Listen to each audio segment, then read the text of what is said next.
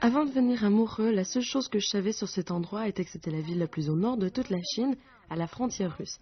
Et on m'a dit que je serais peut-être capable de voir des aurores boréales ici. Alors j'espère que je vais en voir, mais en attendant, j'espère seulement passer un peu de temps dans un endroit où il n'y a que quelques heures de nuit pendant les mois d'été. Je suis Michelle Lynn et bienvenue à Carnet de route.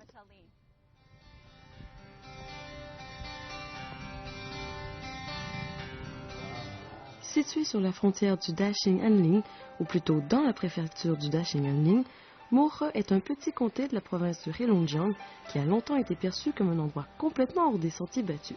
Tandis que plusieurs personnes ont peut-être rêvé visiter la ville la plus nordique de Chine, puis ont osé affronter le trajet de 20 heures de train à partir de Harbin. Mais tout ceci a changé en 2008 avec l'ouverture de l'aéroport de Murhe. De nos jours, c'est relativement accessible puisqu'il y a des vols directs en partance de presque toutes les grandes villes de Chine pour Harbin, d'où vous pouvez prendre un vol d'1h40.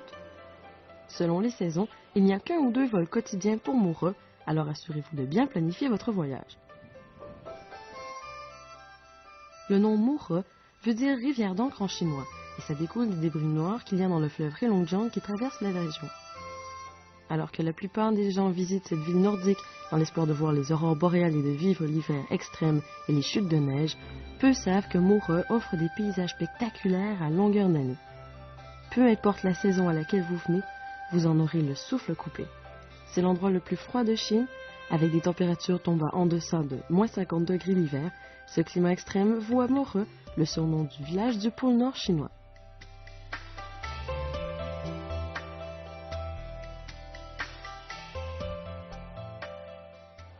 Je ne m'attendais pas à ce qu'un endroit surnommé village du pôle Nord ait beaucoup d'hôtels et encore moins d'établissements 4 étoiles.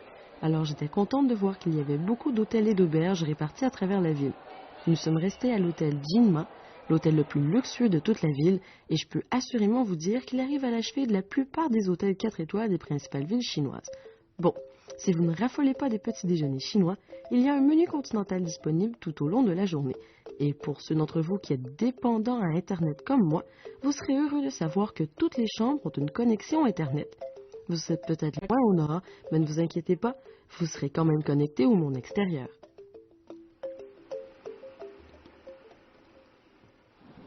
Une des premières choses que vous remarquerez à propos de la ville de Murhe, c'est que la rue principale est remplie de nouveaux bâtiments de style européen pour souligner la proximité de Murhe avec la Russie. Ils durent être reconstruits suite au grand incendie de 1987 qui a entièrement ravagé la région. Je suis d'ailleurs allée au musée dédié au grand incendie pour apprendre un peu plus à propos de la dévastation qui s'est abattue sur toute la région du Grand Khingan et pas qu'à Murhe. Il est choquant d'apprendre que 28 jours furent nécessaires pour vaincre le feu après qu'il ait commencé le 6 mai 1987, une date gravée dans la mémoire de la population locale. Le grand incendie s'est répandu sur une zone de plus d'1 million d'hectares, dévastant tout sur son passage, les forêts, les villes et les maisons, et emportant 211 vies. Pensez-y, toute cette souffrance et tous ces décombres, juste pour une seule cigarette. Le fait que le musée existe aujourd'hui est une preuve vivante que les gens peuvent se remettre de tout. Vous savez, les touristes, la population locale peut venir ici et se souvenir de ce jour, mais ils savent que dehors, tout a été reconstruit. Soyez avertis, certaines images au musée sont assez éloquentes et laissent peu de place à l'imagination. Ce que vous y verrez n'illustre que trop bien l'incident dévastateur. À Murhe, les seuls endroits qui restèrent debout furent une école, une toilette, un cimetière et une partie de la forêt.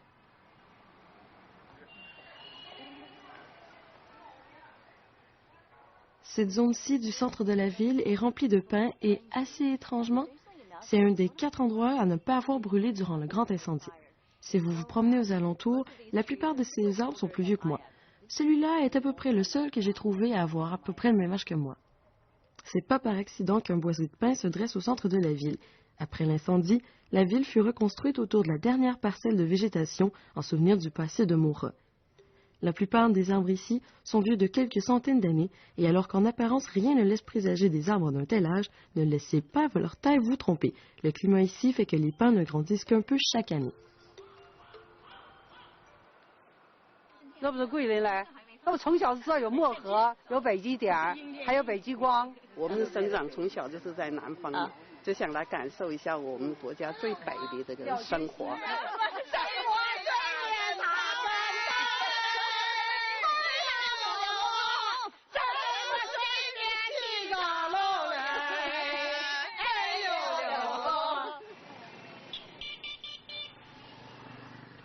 En marchant dans la ville, je suis tombée sur un marché indépendant, ce à quoi je ne dis jamais, jamais non.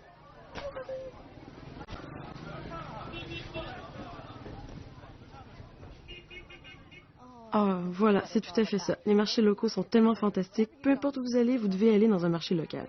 C'est là que vous pouvez trouver des choses qui sont caractéristiques de la région.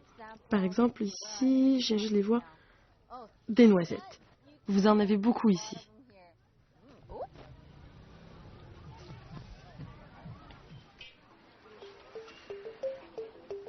Pour ceux d'entre vous qui êtes pro-produits biologiques, vous serez contents de savoir que la plupart des noix ici sont cultivées localement ou carrément cueillies dans les forêts environnantes.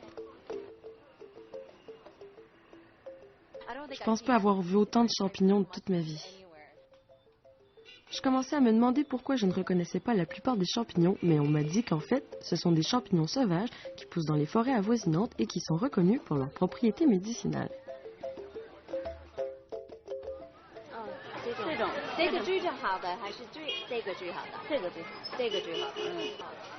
Elle dit que ceux-ci sont bien meilleurs que ceux-là, alors c'est genre les meilleurs champignons qui soient.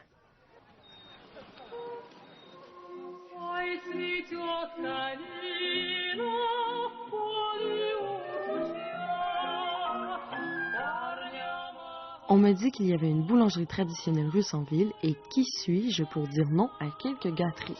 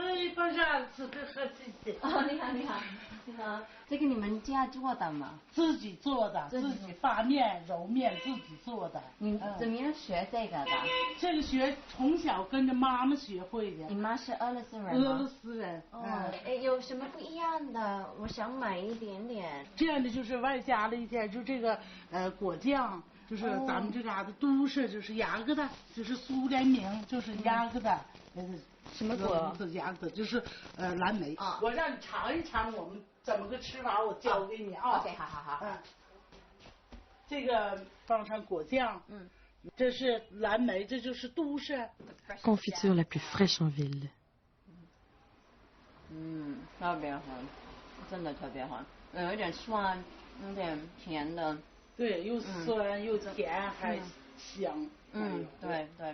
C'est un peu aigre, un peu sucré dû à tout ce qu'elle a ajouté, mais ça sent les fruits frais. C'est tellement bon.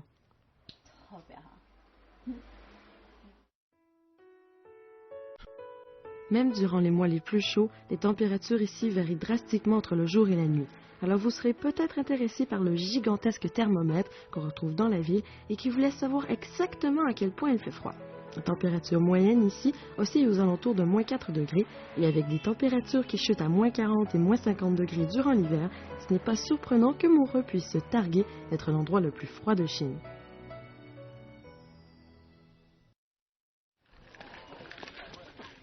J'ai peut-être manqué le train de 20 heures entre Harbin et Moureux, mais je n'allais certainement pas manquer un petit voyage en train dans le comté. Je suis arrivée juste à temps à la gare et suis montée dans le train avec quelques résidents locaux. Je ne vous dirai pas tout de suite où je vais exactement, mais je suis surtout ici pour l'expérience de circuler en train dans la ville la plus nordique de Chine. Le chemin de fer joue un rôle clé dans cette région nordique moins accessible. Ça permet de transporter le charbon et le bois des villes plus au nord jusqu'aux régions plus au centre de la Chine. Dans la province du Heilongjiang, il y a 60 lignes ferroviaires, incluant une section du pont continental eurasien, un chemin de fer qui connecte la Chine à la Russie orientale et à des ports de mer de l'Europe de l'Ouest.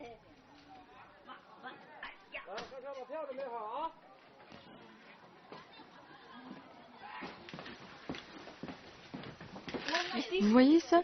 C'est tellement vieille école avec les vieux sièges, les tables et tout. Et vous devez regarder. Regardez en haut, regardez. Waouh, je l'adore.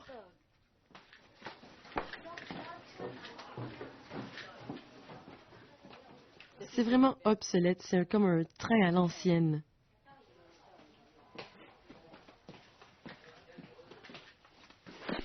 Donc j'ai entendu dire que vous pouviez aller de la ville de Mură jusqu'à Guilin, qui est l'arrêt le plus au nord de toute la Chine. Ce voyage est parti pour en être un où mon compas pointe constamment vers le nord. Je me dirige vers une des gares ferroviaires les plus au nord de toute la Chine. Comme les trains ne sont pas spécialement bondés, je peux être un peu plus fureteuse avec les autres passagers.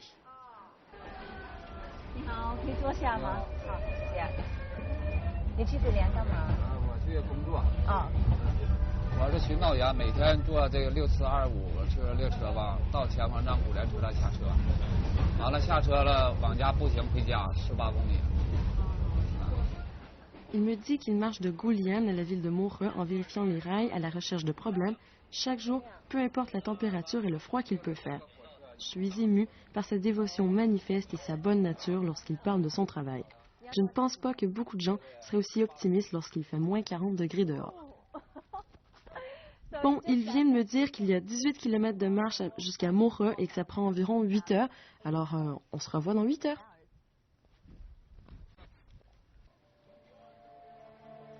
Il se trouve que Guilin est une ville minière de charbon et bien que ce ne soit pas vraiment une destination touristique, je pense que ça vaut la peine d'en faire un voyage d'un jour juste pour aller à la gare la plus nordique de Chine.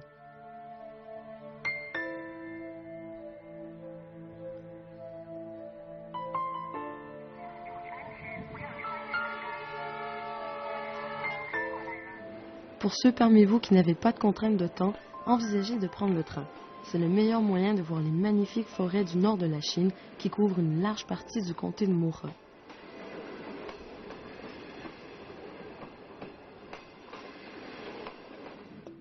De Guilin, j'ai voyagé jusqu'à une zone d'exploitation forestière. Je sais que ce n'est pas vraiment l'endroit habituel où faire du tourisme, mais après le grand incendie, on a mis beaucoup d'importance sur la protection environnementale et sur le maintien des zones de forêt régénérées. Tant juste que je ne suis pas la meilleure militante pour les causes environnementales, je pense quand même que c'est important que nous travaillions tous ensemble pour réduire notre empreinte actuelle et je me suis dit que ça vaudrait la peine d'aller voir une des principales industries de Mură. La plupart des gens ici travaillaient dans l'industrie forestière ou avaient des emplois reliés aux produits de l'exploitation forestière. Mais dans les dernières années, plusieurs ont opté pour des emplois reliés au tourisme. On m'a dit qu'ils avaient grandement réduit la production de bois afin d'éviter la surexploitation forestière. Et en 2009, ils ont investi plus de 487 millions de renminbi dans la protection environnementale. C'est incroyable. Vous avez vu à quel point ces bios sont gros? J'arrive pas à imaginer comment ils transportent ces choses du haut de la montagne. Il y a littéralement des rangées et des rangées de bio. C'est comme d'énormes montagnes de rondins. Si vous regardez de plus près, vous pouvez même voir l'âge de ces bios. Regardez ici. Alors que c'est vraiment dommage que ces arbres doivent être abattus, j'ai été soulagée de savoir que plusieurs arbres sont replantés pour chaque arbre coupé dans les forêts. Vous savez, c'est vraiment incroyable de voir l'âge de ces arbres. 200-300 ans, et vous avez un bio grand comme ça. Disons que ça fait réfléchir à la quantité de papier qu'on utilise quotidiennement, non?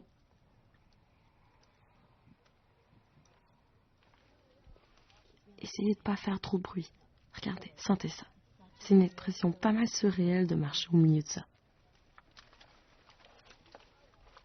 Non? Vous êtes entouré de bio géants des deux côtés et vous marchez à travers ce corridor de rondins. Écoutez juste le bruit de vos pas. C'est beau.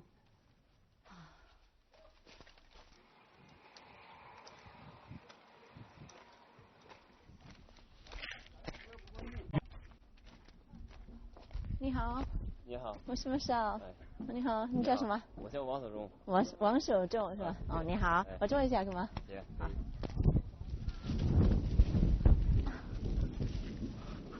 你在这干活几年了？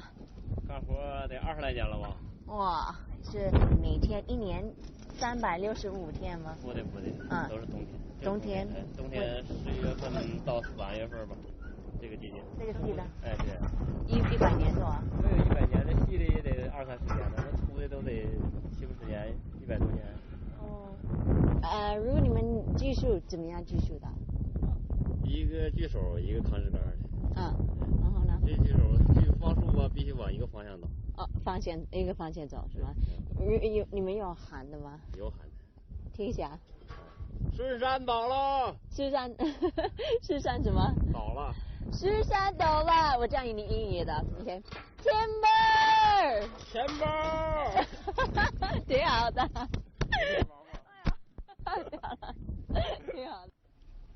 Par le passé, Moureux était connu pour son or et beaucoup de gens de plusieurs pays venaient ici juste pour chercher de l'or.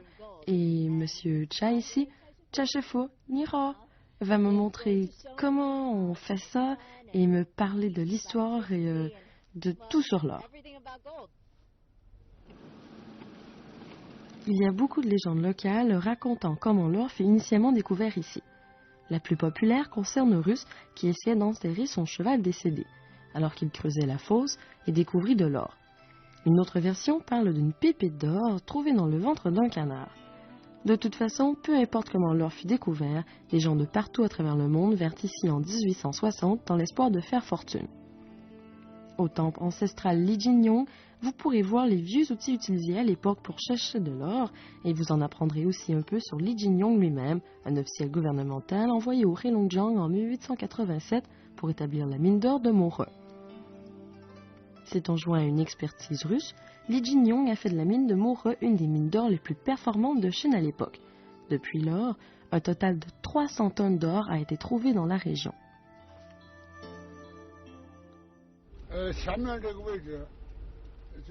En son jeune temps, M. Chai était le président de la mine d'or de Moureux et il m'amène à l'endroit où les orpailleurs se reposaient après avoir passé plusieurs heures dans les eaux plus profondes du fleuve Heilongjiang. Vous pouvez encore aller aux vestiges des maisons de fortune qui étaient construites ici.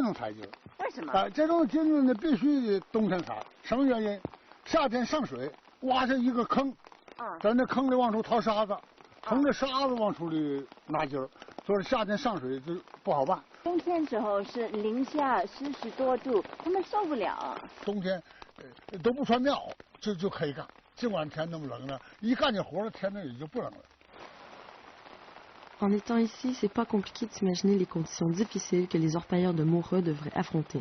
Ça me rappelle les années 40 avec les mineurs de la ruée vers l'or en Californie, les deux endroits suscitant des rêves qui étaient brisés plus souvent qu'autrement.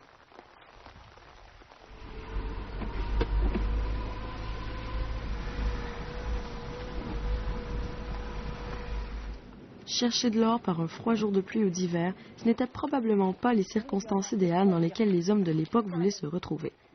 Mais en sachant que ma survie ne dépend pas du fait que je trouve de l'or, je suis plus que contente d'affronter la température. Dans le passé, Yanjeju était la base de production de l'or. Mais de nos jours, les touristes peuvent venir ici pour vivre leur propre ruée vers l'or. Et si vous êtes un peu patient et avez la chance du débutant, vous pourriez même trouver votre fortune ici.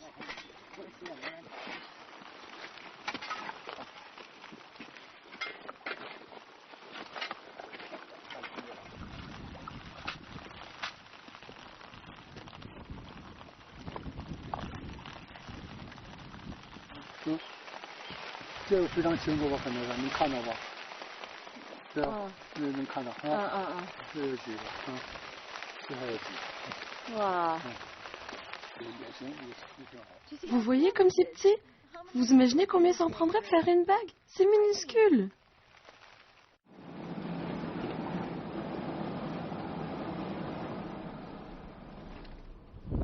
La plupart des gens qui viennent à Moreux viennent parce qu'ils veulent aller au village du pôle Nord.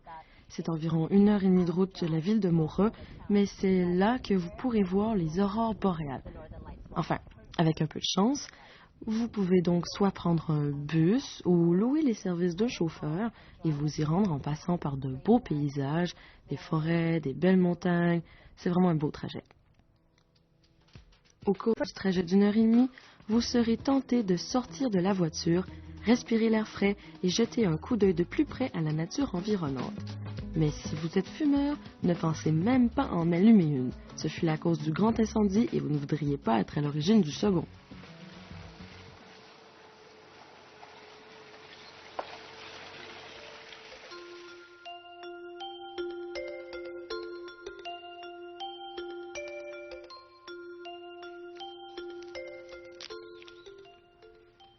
C'est tellement beau. Regardez, c'est de l'écorce de bouleau blanc et beaucoup de gens ici utilisent ça pour faire de magnifiques tableaux.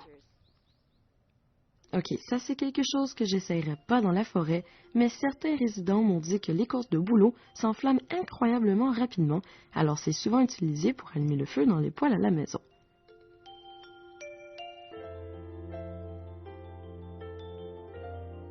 Ces tableaux en écorce de bouleau sont un beau souvenir à ramener à la maison, et c'est certainement quelque chose à envisager.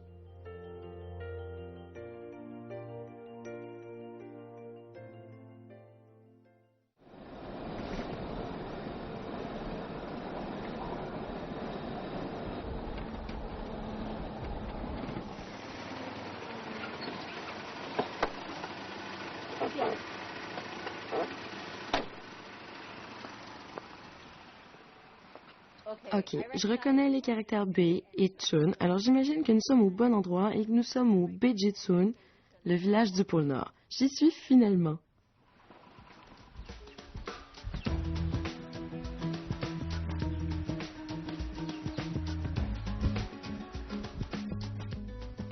Beijitsun-ko. Ok, c'est bien de savoir que je suis arrivée au bon endroit, mais même si je n'y étais pas, je suis entourée de maisons en rondins et d'un ciel bleu à perte de vue. Alors vous savez, ce ne serait pas une si mauvaise chose si je m'étais trompée.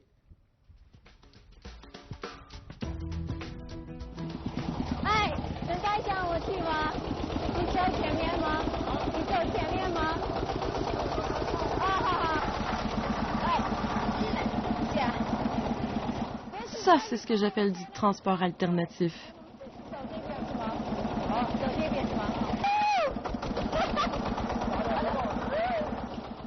Les gens de ce village sont vraiment gentils. Je viens de lui demander s'il connaissait l'endroit où je voulais aller. Il me dit genre oui, je connais le chemin pour y aller, je vous amène. Et il transporte de la terre en ce moment. Alors je suis genre ok, ben je monte là sur le pseudo-camion et c'est parti.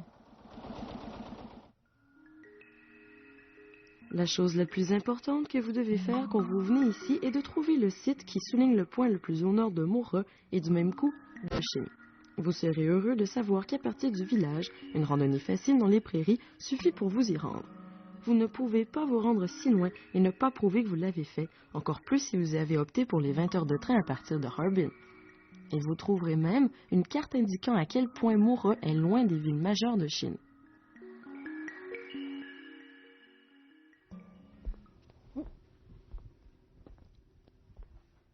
Évidemment, vous pouvez marcher de Beijing à Moreux, c'est seulement à 1568 km si vous êtes partant. Mais revenons-en à nos moutons. Le site où je suis présentement est le point le plus nordique de Chine. Donc vous êtes au nord du nord.